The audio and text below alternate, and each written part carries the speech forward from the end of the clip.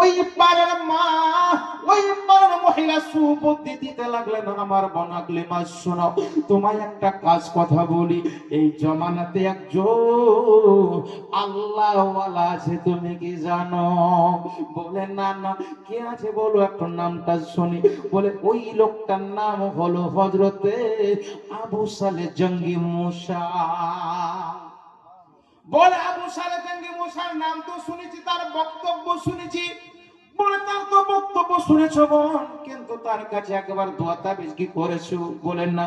বলে যাও, যেই মানুষটা তার কাছে গেছে কেউ ফেরত আসে না। সকালবেলা কাঁদতে কাঁদতে মা চলে যাচ্ছে, রাস্তা ধারাতে ওই তারই ছেলে রাস্তায় ঘেরা করেছে, মা কোথায় যাবে?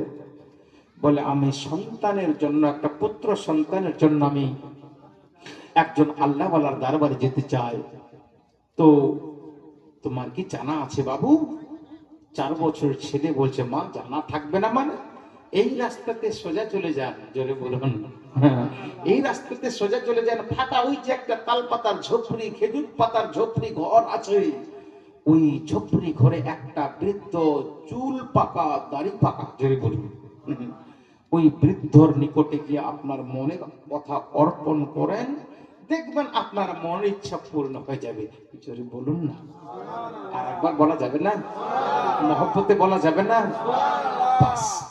বৃদ্ধা বলছে কাজ হয়েছে, বাচ্চাটাকে বললাম তো যাকে একটা রাস্তা তো দেখালো, চলে যাচ্ছে টুক টুক টুক টুক করে গিয়ে, যখন দেখছে অনেকক্ষণ ধরে মা বসে ওখানে দাঁড়িয়ে আছে, বৃদ্ধা আল্লাহর সেজদাতে, লম্বা সেজদাতে পড়ে আছে।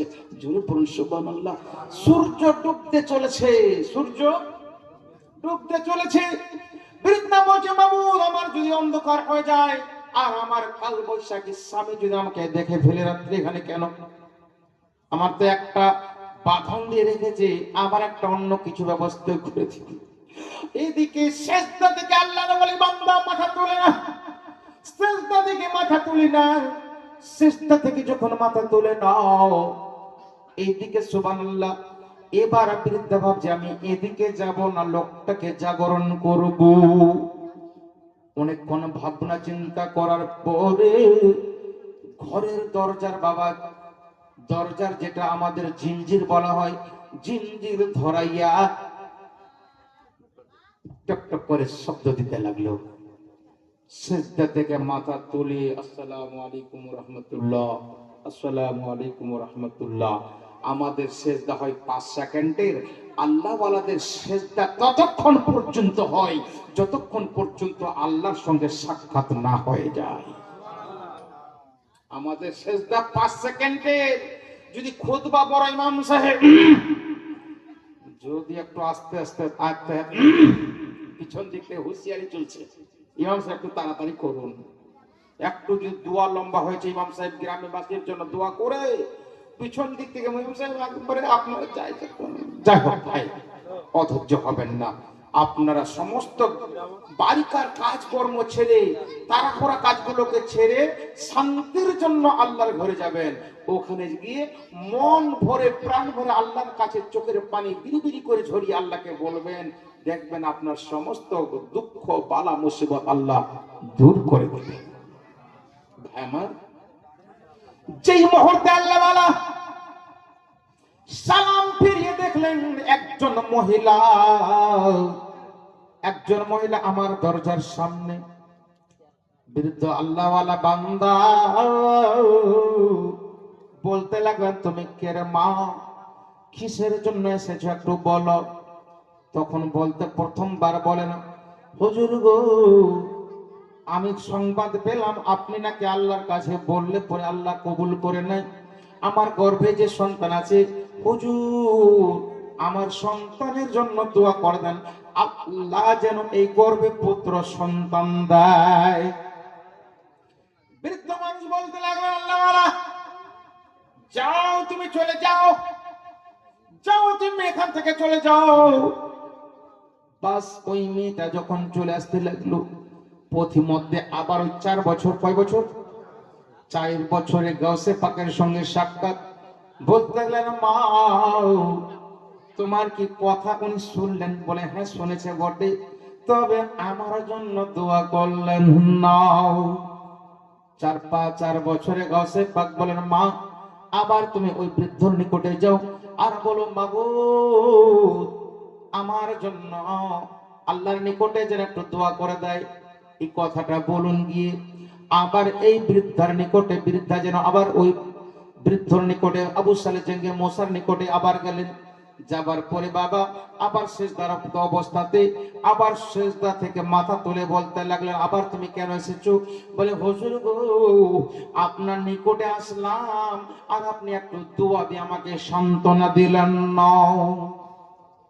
হুজুর বলেন যাও, তোমাকে বললাম যাও। জোরে বলুন। আবার বৃদ্ধা যখন এই রাস্তাতে বাবা আবার গাউসে আজম এখানে বসা বলতেন মা তোমার জন্য কে দোয়া হয়েছে বলো।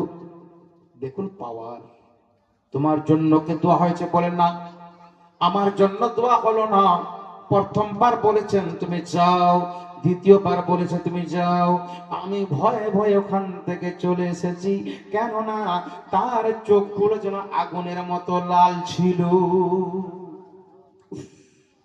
বয়স্ক মানুষের যদি চোখগুলো লাল হয় তো আপনি কি মনে করেন? আমার ভাইরা যখন ওখান থেকে গাউসে পাক বলতে লাগলো মাগো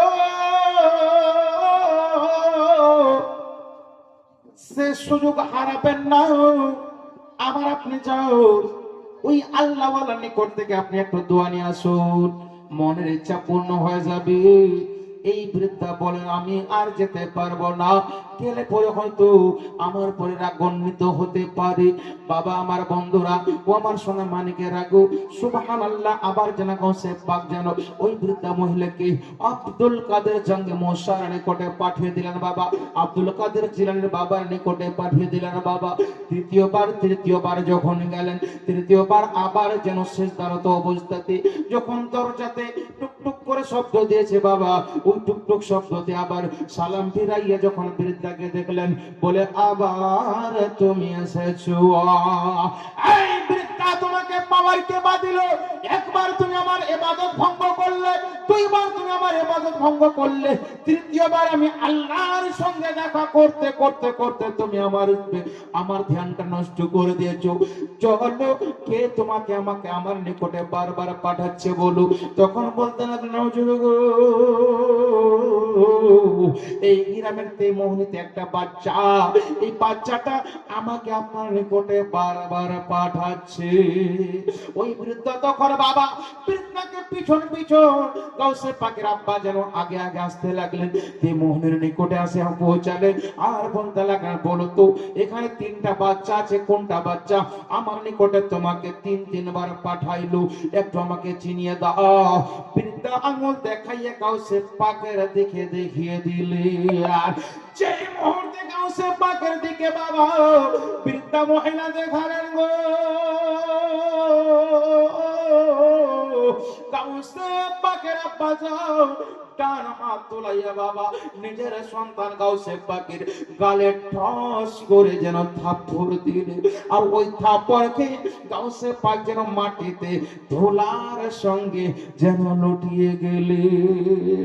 আমার সোনা মানিকেরা ধুলার সঙ্গে লুটিয়ে গেলে, আবার ধুলা থেকে বাবা অজ্ঞান অবস্থাতে সুবহানাল্লাহ কিছুক্ষণের পরে যখন বাচ্চা যখন জ্ঞান হলো, জ্ঞানে আসলো বাবা, জ্ঞান আসার পরে বলতে লাগলেন আব্বা গো আমি অজ্ঞান হয়েছিলাম, আপনি তো জানেন, আপনি আরেকটা এই গালে চর দিয়ে দেন। বলতে চান তোমাকে আমার নিকটে কে বা আমার ইবাদত ভঙ্গ করতে বলেছিল? তুমি বলো আমার ইবাদত তুমি এই মহিলা দ্বারাতে নষ্ট করিয়েছো, আমার ধ্যান তুমি এই মহিলা দ্বারাতে নষ্ট করিয়েছো। বলতে লাগলেন আব্বা গো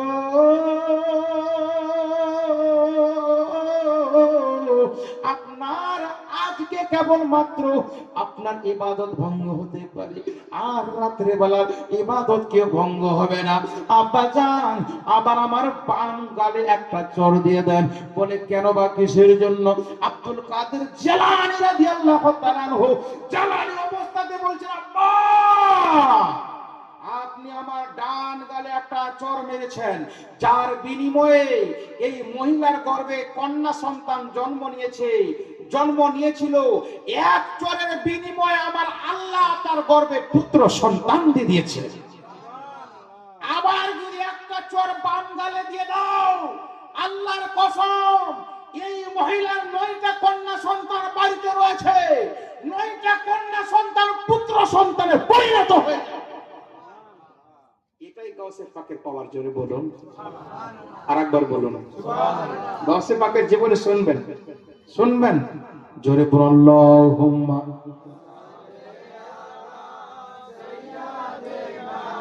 মাওলানা মুহাম্মদ ওয়া আলা আলিহি মাওলানা মুহাম্মদ। বাবা 885 সাল বছর আগে গাউসে পাকের এই বাবার মাত্র 4 বছর বয়সে ওই বৃদ্ধ মহিলার পেটে বেটা আছে না বেটি আছে, বাবা অজ্ঞান অবস্থাতে চোখ বন্ধ করে দেখতে পেলেন ইনি কেমন ঘরে সন্তান পরিচয়টা নেই। ইনার বাবা কেমন ছিল, ইনার মা কেমন ছিল। হযরত আবু সালেহ সঙ্গে মুসা একদা সুবহানাল্লাহ এক জঙ্গলে আল্লাহর ইবাদত বندگی করার জন্য দিন যায় রাত্রি যায় বাবা, একটানা 12টা বছর বাবা জঙ্গলের পাতা খেয়ে জীবিকা নির্বাহ করেছে। আল্লাহু আকবার, আল্লাহু আকবার। খোদা অনুভব হলে পরে আল্লাহকে বলতেন, মাবুদ আমি তোমার ধ্যানে, মাবুদ আমার হায়াত যদি তুমি জিন্দা রাখো, পৃথিবীর কোন শক্তি আমাকে মারতে পারবে না। বনের হিংস্র প্রাণী বাঘের সঙ্গে সাক্ষাৎ হয়, আল্লাহকে বলতেন, মাবুদ হাসবুনাল্লাহু ওয়া নি'মাল ওয়াকিল, নি'মাল মাওলা ওয়া নি'মান নাসির। আল্লাহ গো তুমি আমার যদি হায়াত দুনিয়াতে রেখে থাকো, বনের হিংস্র প্রাণী বাঘ ভালো এমন কি সিংহ আমার পশমের ক্ষতি করতে পারবে না, ক্ষতি করতে পারবে না, ক্ষতি করতে পারবে না। আল্লাহ ওয়ালা বান্দা বাবা জঙ্গলে আল্লাহর 1-2 করে 12টা বছর আল্লাহর ইবাদত বندگی করলেন। বলেছিলেন, মাবুদ আমি একদিন 2 দিন নয়, 3 দিন নয়, 5 দিন নয়, মাঝে মাঝে ওযু করার জন্য এক নদী ছিল বাবা, ফোরাত নদীর নিকটে বাবা উঠে যেতেন। আর ওই নদীর নিকটে গিয়ে আল্লাহ ওয়ালা যেন মন প্রাণ ভরে যেন ওযু বানাতেন। ওযু বানার জন্য যখন জঙ্গলের ধারে বাবা নদী, প্রবাহিত নদী, ওই নদীর নিকটে যখন ওযু করার জন্য গেলেন, আর বাবা রোজা অবস্থাতে ছিলেন, সন্ধ্যা হতে চলেছে বাবা, ওযু করতে গেলেন। আমি ওযু করব, ইফতারি করব, কিংবা কিছু আল্লাহ যদি রুজি মেলায়, আল্লাহ যদি আমার রিজিক মেলায়, আজকে কোন ফল দিয়ে আমি রিজিক ইফতার করব, আল্লাহ পাকের ইবাদত করার জন্য আবার লেগে যাব। আল্লাহর কি হুকুম হলো বাবা, আল্লাহর পরীক্ষা দেখুন। 12 বছর পরে বাবা ওযু করতে গিয়ে দেখতে পেলেন নদীর ধার দিয়ে একটা সুন্দর যেন সেব, যাকে বলে আপেল ফল যেন বাবা ভাসতে ভাসতে আসতে আসে। গাউসে পাকের আব্বাজান হযরত আবু সালেহ জঙ্গে মুসা রাদিয়াল্লাহু তাআলা আনহু ভাবলেন, মাবুদ তুমি বড় দয়ালু, এই সমুদ্র, এই পানি, এই নদীর পানি দ্বারাতে কারবা কোথাকার একটা আপেল ভাসতে আছি, এই আপেলটার তো কেউ হকদার হতে পারে না। এই আপেলটা যে দেখবে তার এই আপেলটা সরে যাবে, পচে যাবে। যখন তুমি আমার চোখের সামনে দিয়েছো, নিশ্চয় তুমি আমাকে এই আপেলটা আমার ভক্ষণের জন্য পাঠিয়েছো। জোরে বলুন সুবহানাল্লাহ। গাউসে পাকের আব্বাজান আপেল পেয়ে বড় খুশি হলেন। আপেল পেয়ে বড় যখন খুশি হলেন, আর আপেলটাকে সঙ্গে করে নিয়ে বাবা ওযু শেষে ইফতারের ওয়াক্তে ইফতার যেন করলে। বাবা শুনুন, মা বোনেরা মাথায় রাখবেন, আমাদের জীবন ধারা কিরকম। রাস্তা দিয়ে যদি চলে যায়, পকেটে 1 টাকা পয়সা নাই, বুধবারের দিন হাট লেগেছে, বাজারের জন্য যেতাম, এবার দেখো স্বামীর মন খুব খারাপ, রাস্তায় যেতে যেতে হাট খোলা ঢুকবে, তার আগেই দেখলেন যে 200 টাকা পড়ে আছে। এই ক্ষুধার্ত লোকটা, যার কাছে পয়সা বাড়িতে ছিল না, এমনি যাচ্ছিল বাজারের দিকে, কি ভাববে যে আল্লাহ আমার জন্য মনে ভেজে দিয়েছে, হ্যাঁ, আমি পয়সার জন্য সকাল থেকে বিবিকে বললাম কোন জায়গাতে 200 টাকা কারো কাছে ধারও পেলাম না, 100 টাকা ধারও পেলাম না, আবার 200 টাকা নোট পেলাম, মানে আল্লাহ আমার জন্য পাঠিয়ে দিয়েছে নাকি গো? এটা তো আমরা ভাবি। হ্যাঁ, শুনে রাখবেন, খুব সাবধান। হ্যাঁ, চলুন আজকে হবে ইনশাআল্লাহ, আজকে হবে তো, জোরে বলুন ইনশাআল্লাহ। হ্যাঁ, এদিকে গাউসে পাকের আব্বাজান ভেসে যাওয়া আপেল তুললেন আর রোজা ইফতারি করলেন। কোন কিতাব এসেছে রোজা ইফতারি করেছেন আপেল দ্বারাতে, কোন কিতাব এসেছে যে না ফলটা কেবলমাত্র তুলেছে, এই তোলাটাকে নিজেকে অপরাধ মনে করেছে। কেউ তো বলেছে যে না ওই আপেল দ্বারাতে রোজা ইফতারি করেছেন। সুবহানাল্লাহ। একটা মত আপেল তুলে রোজা ইফতার করলেন। রোজা ইফতার করার পরে আল্লাহ রাব্বুল আলামিনের যেমন আমরা নামাজ পড়ি আসসালাত আসসালাত, নামাজ কায়েম করার জন্য আমরা প্রস্তুত বাবা। মাগরিবের ওয়াক্তে আল্লাহু আকবার বলে বাবা তাকবীর দিয়ে বাবা নামাজে দাঁড়িয়ে গেলেন। নামাজ শেষে বাবা সালাম ফিরাবেন, এই মুহূর্তে আল্লাহর কাছে বলেন রব্বুল আলামিন রব্বানা যালামনা আনফুসানা ওয়া ইল্লাম তাগফির লানা, যেই মুহূর্তে বলেছে রব্বানা যালামনা ওয়া আনফুসানা ওয়া ইল্লাম তাগফির লানা, গায়েব থেকে যেন সংবাদ আসলো আয় আবু সালেহ তুমি নিজের নফসের উপরে জুলুম করেছো। রব্বানা যালামনা, তুমি নিজের নফসের উপরে জুলুম করেছো। নিজে কোন রকমের অনুভব করতে পারলেন না। নামাজ সমাপ্তি করার পরে যেন ভাবতে লাগলেন মাবুদ গো আমি কি এমন কাজ করেছি, আমি নিজের নফসের উপরে জুলুম করেছি। আল্লাহ নিজে নিজে নিজের ভুলটাকে বাবা নিজে যতক্ষণ না খুঁজে পাবেন পৃথিবীতে আপনার ভুলটা কেউ সংশোধন করতে পারবে না। নিজের ভুল নিজেই সংশোধন করাটার নামে হলো ইমানদার। নিজের ভুলটা নিজে বুঝতে পারাটার নামে হলো ইমানদার। নিজের ভুল স্বীকার করা আল্লাহর দরবারে নিষ্পাপ হয়ে যাওয়াটার নামই হলো ইমানদার। আমার বন্ধুরাও রাস্তাতে যদি 200 টাকা পান আপনার হাতের তোলাটা কত অপরাধ আপনি শুনুন।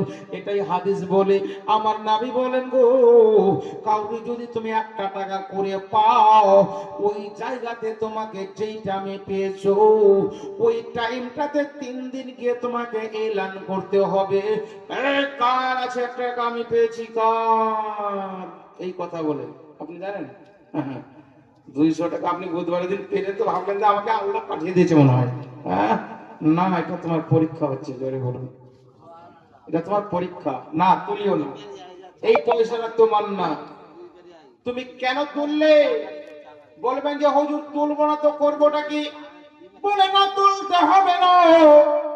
যদি তুমি 200 টাকা তুলো 3 দিনের পরে যদি কোন লোক না বলে যে আমার পয়সা হারিয়েছে, সঠিক তথ্য দিয়ে যদি তোমার কাছ থেকে পয়সা না নিয়ে যায়, 200 টাকা পেয়েছো আর তোমার নিজের 200 টাকা দিয়ে 400 টাকা কোন গরিব মিসকিনকে দান করে দাও। 1000 পেলে 2000, 2000 বলে 4000।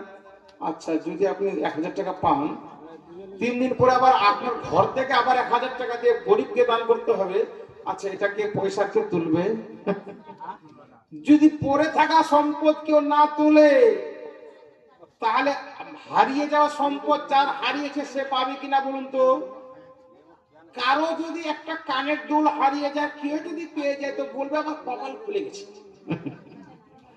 মা বোনেরা যদি ঘাটের মধ্যে পেয়ে যায় পাহাড়ে তো বলছে আমার কপাল খুলে গেছে। বলে কেন? বলে বুলবুলের বাপ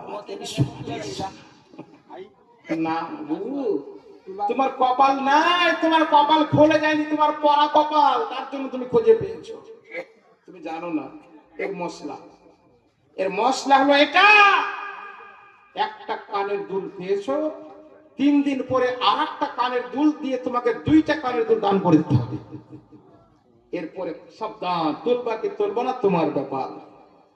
1 টাকা পেলে পরে 2 টাকা 3 দিন বাদ, 3 দিন এলান করতে হবে। আবার কে 3 দিন কাজকর্ম ছেড়ে দিয়ে নিজের টাইমে আবার এলান করতে হবে? কে করতে যাবে বলুন তো? অতএব মাল যেখানে পড়ে থাকার থাকতে দেন, যার মাল হারিয়ে গেছে দেখবেন সে খালি ওই রাস্তায় যা আসি করবে, তাহলে পরে থাকলে পরে সে মাল পেয়ে যেত। আপনি কেন তুললেন? এই তুলে দেওয়াটার আপনার অপকার, তুলে দেওয়াটার ফলাফল আপনাকে ডবল আপনাকে দান করতে হবে। জোরে বলো আজি জান। অতএব গাউসে পাকের আব্বাজান বলে, আল্লাহ গো, আমি তো নিজের নফসের উপর নিশ্চয়ই জুলুম করেছি, নিশ্চয়ই জুলুম করেছি। বলে কি বা জুলুম করেছি? ওই যে নদীতে ভেসে যাওয়া ফল আপেল খেয়েছি, এর থেকে আমি আর বড় কোনদিন কোনো খারাপ কাজ করি না। চলো এবার ওই আপেল ওয়ালার কাছে যাই, যতক্ষণ পর্যন্ত আমি তার কাছ থেকে ক্ষমা না চেয়ে নিব, ততক্ষণ পর্যন্ত আমি যেন নিজের নফসের উপরে যেন জুলুম করতে আছি। আপেলের সুবহানাল্লাহ, ওই নদীর কিনারা দিয়া যেন বাবা আপেল বাগানের যেন সন্ধান করতে লাগলেন। অনুসন্ধান করতে করতে করতে করতে বাবা একটা নদীর কিনারাতে বাবা একটা আপেল বাগান খুঁজে পাওয়া গেছে। আপেল বাগান খুঁজে পাওয়া গেছে। আপেল যেই রকমের আপেল খাবার খেয়েছে বাবা, ওই আপেলটাকেই যেন মিলাচ্ছে। হ্যাঁ হ্যাঁ, এই গাছের সঙ্গে আপেল যেটা খেয়েছি তার মিল আছে। আপেল ওয়ালা নিকটে, পাহারাদার নিকটে যাওয়া হলো। পাহারাদার ভাই,